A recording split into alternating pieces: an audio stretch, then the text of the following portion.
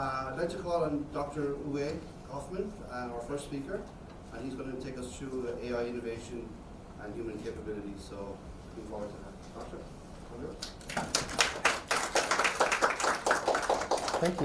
Thank you. Actually, don't call me doctor. When my boss in my company, in TÜV, for example, called me doctor, I knew something is wrong. So don't call me doctor. Uwe. What's your Uwe? Okay? It's quite close. Can I ask you a question? Did you use AI yesterday? You did? Yeah, you better do, right? Yeah, I just said AI is not so scary. It is not going to replace us. It's going to be our teammate, right? You said this? I totally agree. But those of us who do not embrace AI will be replaced by those who do. I'm very, very sure about that. Yeah? What I just said is kind of a result of AI, because yesterday I uploaded my speech into AI. I normally use a couple of them, and I compare the results, and they're always different, and I get the best out of it. And they suggested I should open with something like that. Oh, it's AI. It's cool.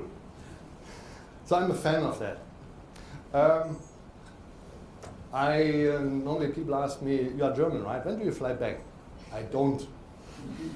I'm here for 23 years, and I have no plans to fly back. I came for 2, and yeah, as life goes, right? Now I have a Singaporean wife. And I enjoy working as a consultant with my clients and teaching my clients as well at the same time. And this teaching became more and more part of my job. I really love it. Clients and now university. A couple of years ago we said we learned so much in our life, and sometimes in the university you have professors who never touch the real thing. They grow up in the academia and they stay there forever. That is not a good thing. What do you want to learn from them? Theory. So we thought we should go there and help them. So yesterday I was at the University of Twente in Netherlands. Tonight I'm at SUSS. Next month I start a new term with SIM. And from time to time I show up in SMU. So it's fun, rewarding.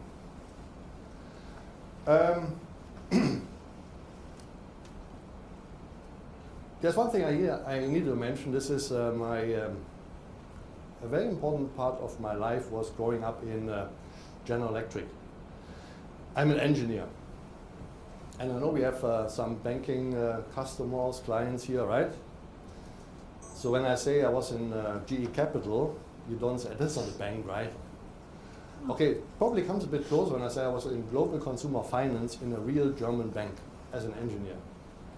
And although I don't really like all the American stuff, but I have to say this was a great learning ground for me. I learned the most important things in my life I learned there.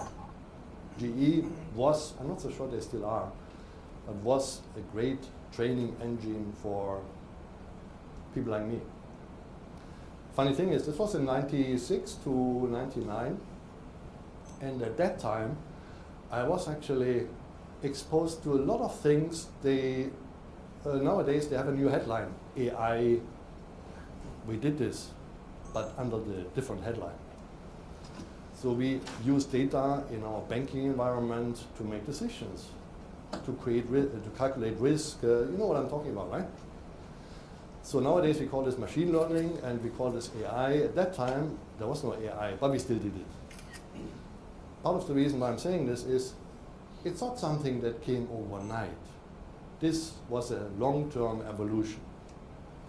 I want to give you a little bit of personal story about my evolution. I do not think you know what I'm showing here. Can you zoom back 40 years, sit in Emmett Brown's, Dr. Emmett Brown, remember? Dr. Emmett Brown's time machine. And it's in the 80s, middle of the 80s. There's a guy sitting in a German train, going to his alma mater to study engineering. And this was me. My professor, I'm very thankful to my professor, we call him Hofmann, Ho was well connected all over the world. So he came back from Japan and brought a couple of these computers, I think 2 or 3, Toshiba T1100 and later on T1200. The first notebook in the world. And I was a lucky guy to have this on my lap sitting in the train. This was a bit strange because people looked at me, what are you doing? What is this? Are you playing? You know, this was the time of the Atari. People played on the computer. No one did serious work on the computer, right? And at home, the same thing. My family said, but this is not for real. Can you not do something for real? I said, wait, this will become real. And then this became part of my PhD. I developed programs, software for industry clients out there, hardware and software. And this was a very, very nice machine to work on. But I was the outsider. And there was a lot of skeptics. Skeptics, they said, computers, they will take over the world, they will take over our jobs. Did they? All of you have a computer, right? At least one. Then you have a tablet and you have a handphone that is more powerful, 10 times more powerful than that one. Right? Or even the smartwatch. We have all this. Did it take over our jobs? No. But people needed to adopt the new methods. For example, my wife joined the MOM as a HR director in 2004 or 5. And her PA came in on the first day with a writing pad, and she used shorthand to take notes. Anyone here who knows shorthand? Can you use it? Yeah, see. And this lady came with a calendar. You know, there was these calendars, real paper, you know? She came with this thing, and she put the appointments in the calendar. And it took my wife a while to convert Jackie to use a computer. So yes, there is some change. And if you do not embrace the new methods of doing things, you are probably out. Jackie survived. So now, I give you the other one. Are you familiar with Iron Man? Yeah? Tony Stark? Yeah. Of course, right? And Tony Stark was always talking to his Jarvis, right? And I really admired that. And you know, when I was much younger, I was already trying to develop robots to put fish food into aquarium automatically. I was this kind of guy, weird. And then Jarvis came and did all this. And I thought, okay, let's do it. When the first Alexa came, anyone here who doesn't know Alexa? So I assume everyone knows Alexa, right? Yeah, you better do. When the first Alexa came, I bought it and I played with it, and it was a bit basic, but over the time it became much, much better. So you sit on the sofa with my wife. We have Alexa in every room. Trust me, every room has an Alexa. We watch TV, we watch Meryl Streep jumping and singing in Mamma Mia. You love Mamma Mia? And we are wondering, how old is this lady? So how do you do it? You Google, right? No. Alexa, how old is Meryl Streep? And Alexa answers immediately. That is so cool. Alexa, start my egg cooker. Yeah, good morning. When I say, Alexa, good morning, the light goes on, the aircon goes off, and a couple of things. So all this is automatic in our house.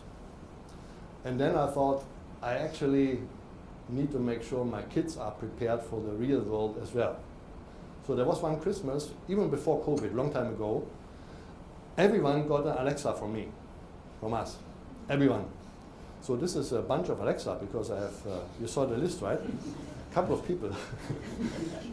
And now I see my little Luna in Germany using Alexa, doing homework. And I totally support this. You cannot avoid it. I totally support this. And this is how we coexist nowadays, right? This is the youngest, Orion. Yeah, Orion has his own Alexa. I haven't seen him talking to Alexa yet, but Alexa has a function. Alexa is getting the sound, yeah, detecting the sound, and if there's sound, if he is supposed to sleep and there's sound, we get a message. You can use other toys for this, but I'm okay with Alexa. Nowadays you have more Alexa. You have a Google thingy, you have a Siri, and yeah, it's everywhere. Make use of it. Make sure the next generations, they, okay, you probably don't need to teach them. They do this on their own. Just make sure they have the tools. It's important. You cannot avoid that. We need to make sure they embrace it in the right way. In the right way. So what is AI? I think everyone knows AI is, artificial intelligence is something that replaces human activities with a machine. And this machine is usually computer driven, right? This can be totally different activities. And I want to break this down a bit for you. This actually, I told you, everyone has an Alexa. This is my other grandson with Alexa. Some applications of AI. And I think many of you have used AI before AI was AI. I'm talking about this one. Don't you have Outlook rules defined? Whenever I get an email from HBR, I make sure it goes into the HBR folder. In the good old days, I did this manually, right? Cut and paste and cut and paste. But me being me is, I don't like manual. And I do not like repeating. That's why we have AI. This is RPA. Yeah, here the first RPA. Outlook rules. You used this a long time ago. It's part of our life. That's RPA and it's AI. So it's not something totally new. But it can go further. I was talking about Siri, Alexa. I think everyone is familiar with this one. It can go much, much further. When it comes to crunching data, organizational data, all kind of data. Staff data, customer data. This is something I teach in SIM, for example, predictive modeling, using data to prepare decisions for the management team. This is another way of AI. This is a bit more complex. And then you have something. We don't have yet, my wife has me. I met this guy in a hotel in Xiamen. We wanted to go in a lift. Robot was in the lift already. He moved aside. He or she, I don't know. It, don't know. Moved aside. What does it do? Serving food. I'm not so sure I like it.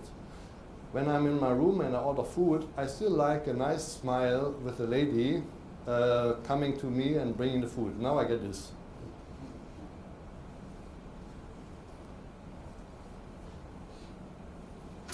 And it can have human form.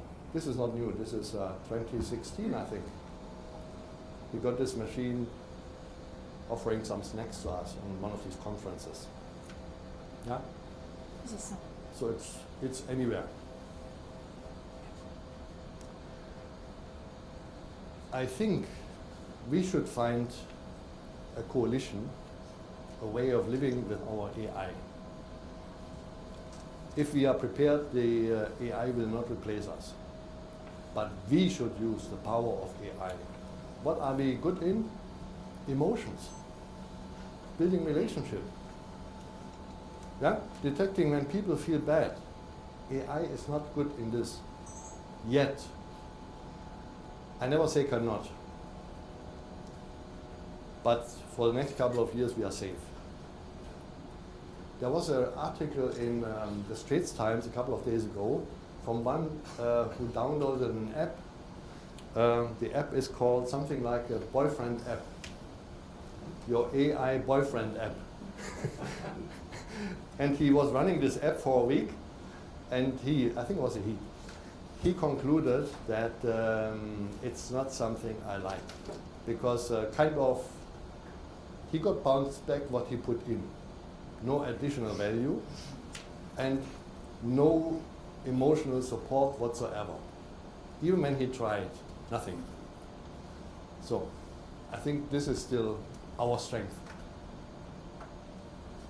But if you need something that needs to be done in scale, like blowing up or in high speed, then we ask our friends in AI to do that. This sweet spot is the interesting part.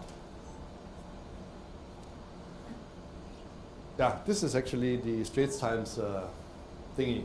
This was on the 28th of July. So if you want to find it and read the details, there's more. I just cut out a couple of things. But I think this was his learning, not mine. No algorithm, no matter how seemingly affectionate, can replace the messy, beautiful work of real human connection. Nicely put. That's my daughter with her Alexa. Just to make sure you trust me. Okay, there's two types of AI. There's more, but these are the basic types now. Gen AI, so everything I talked about now was Gen AI, right? Gen AI means generative. It means you put in a prompt, you get a result. And you don't need to have a lot of training in order to do it. The only training we do every now and then is prompting. Prompting becomes an art. When you prompt your staff and you give a lousy instruction and then you wonder why your staff didn't do what you wanted, then you can scold and can say, go back, change it. With AI, you better prepare. You cannot give lousy instructions, otherwise you get something totally useless. Yeah? And this trains you to be better with your staff as well, right? So this is a prompt, and then something is generated. I'll give you an example. Oh yeah, there is many, many more than these. I typically use Copilot because it's sitting on my computer, it's Microsoft, and I paid for Microsoft. And I have a Google account, and I pay for the Google account. That's why I use Gemini. And DeepSeek, I think I pay a bit to DeepSeek as well. Could be. And then some others. And they have different strengths. And this is something you need to figure out over time. But before you have figured it out, they have changed. They're expanding so fast. Copilot is getting so smart very fast. It's impressive. So Copilot is the one that connects to a lot of other things, because the Microsoft suite of things is Power Automate, which is RPA, Power Apps, Power Query, and a couple of other things. All this is connected, and Copilot helps you to use it. Really good. And sometimes we train this in SIM. But be careful. I put this command. Can you please check this presentation slide by slide and give suggestions? And one of these AIs, I can't remember which one, came back. Slide 6, AI, change to AI. Slide 7, AI, change to AI. Long list of the same thing. Until now, I don't understand what this AI wanted from me. Exactly the same spelling. What I'm saying is, be careful. I never use what I get out of AI. But it's a great help to support your work, right? And when someone asks me, what is this Copilot doing or Gemini doing? My earlier answer was something like, you give an instruction, you ask a question. This question is sent to some jobless scientists in Siberia. They scramble, get a result, and then they come back. Probably not true. But it speeds up your Googling. It is just a fast way of Googling. And you can see it when they show you, some of them do, they show you the references. They show you how they constructed, how they built the answer they give you, which sources they tapped on. So it's Googling. It's just they do this in 1 second, which you need 3 hours for. Because you need to read and reference, and then, oh yeah, I need to go there, and this takes time. Now you can bring this down to 1 second, 2. Yeah? Very nice.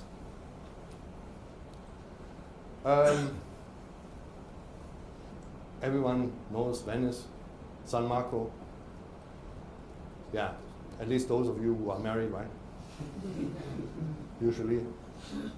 Yeah, go there because it's sinking.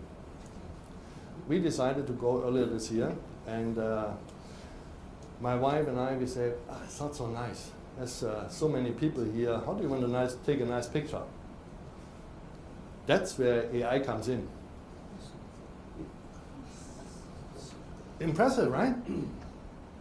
And this all happens on my phone, which is Oppo. Best camera phone at the moment. This is AI sitting on a small phone. And think about this, the complexity of this task. They need to identify everything that looks like a person, right? That's not so easy with this blurry picture. And then they need to remove it, but then the tricky part comes. They need to replace it with something that was hidden before, right? How do they do that? I guess they go back to the cloud, they find another picture of San Marco, there might be 2 or 3 more, and then they copy and paste and fit it in, right? So this is the work of AI. In the past, you couldn't do this. It's a lot of work if you try to do this in Photoshop. Nightmare. This took us half a second. Impressive, right? So what does this have to do with your business? Actually, this has to do with your business as well, but this is the daily life. You mean, asking a question and getting support to get an answer. That's easy in the meantime, right? Agentic AI is called agentic because it's built on agents. Agents are software, little software modules. Sometimes you call them robots. These agents, they close the loop. So that's why it's called machine learning. Here there is some learning involved, but this is much better. The learning you have here is if someone in Brazil asks a question, they compile the answer, and if you in Singapore ask the same question, they probably can tap on what they did before for the guy in Brazil. This is the learning they have here, machine learning. This is a bit better. Perception means reading a picture, reading text, reading a book, reading sound, like detecting whether my little grandson makes noise, deciding whether there is something to do, doing something, and then feeding this back into the system to learn. Next time when this happens, we know what we need to do, kind of, right? I'll give you an example. You know, Singapore is a fine city. Yeah? And I love it. For me as German, this is a this is the safest place in the world. It's the only place in the world where I sent my daughter in the middle of the night on MRT. You cannot do this in other places. Cologne, I wouldn't do it. And we have rules. One of them is no smoking. Everywhere now, yeah? A couple of years ago, they started to put these things in the park. So there's no point in having a rule if you cannot enforce, right? So how do you enforce that? Did you see a lot of policemen running around in the park? No, right? Better not. Not good. Not good for our image. Robot. Yes, but it's even better. I have a student at SUSS who developed, he called it a smoking classifier. So this student uses, I think you know this one, right? This is only one entrance to one MRT station with at least 10 cameras. So we have enough of that. These pictures of these cameras can be read, otherwise we don't need cameras, right? And you can check whether there is a smoker in the picture. No problem. How does it work? When I was working with my student, he said, yeah, there's a database of people who smoke and a database of people who don't smoke, and then we check what does it match best, kind of, right? This is a short version, it's a bit more complex. And then they decide whether it's really a smoker or not. It's all software. And then you can decide what you want to do. Don't smoke here, la. Or something like that, right? No, what would be the correct one? Wouldn't be la, right? Huh? Yeah? Okay. And in order to make a machine learning, you add this new picture of a smoker who was detected as a smoker into the database. So next time, it's faster because we know this already. Yeah? So, this is not Silicon Valley. This is a student at SUSS. How cool is that? Right? So you get these students from SUSS, from SIM. Tonight I teach in SUSS, and I just closed one term in SIM, predictive modeling. This is all about this. Question is, do you know this kind of thing? Because I always ask this question. If you do not know, even if you want to pass this task to someone else, people who are trained in IT or so, you can never give them the instruction to use a decision tree if you do not know that a decision tree exists. That's my point. The same with clustering. IRAS came with an ITQ last year. They want to use clustering. I was deeply impressed. I have a lot of respect for IRAS because of what they do and how they do it. And I compare IRAS with German tax authorities. I better don't talk about that. Amazing company. So we trained IRAS people for 3 years. I met nearly everyone in the building. And they were looking for someone who helps them clustering property taxpayers because they changed property tax laws, I think. And then they got a lot of feedback and they need to deal with it and they want to do this in a structured way. So a property taxpayer is not equal to property taxpayer. They said, can you help us to group them, which is clustering. It's not a big thing. My students learned this in SIM in a couple of days. You put in some criteria for the clustering and you get a result. Taxpayer archetypes. And then you can build your actions on these archetypes, probably different ways of dealing with different groups of people, right? This applies to all of you. And if IRAS can do it, you can do it. Do you know clustering? If not, you can never ask someone to do a cluster for you. This one is my favorite. This looks a bit mystic, right? This is my favorite. This is a decision tree. A decision tree is deeply statistics, but you cannot see it. This is a decision tree to estimate the staff potential of leaving as real. And you have different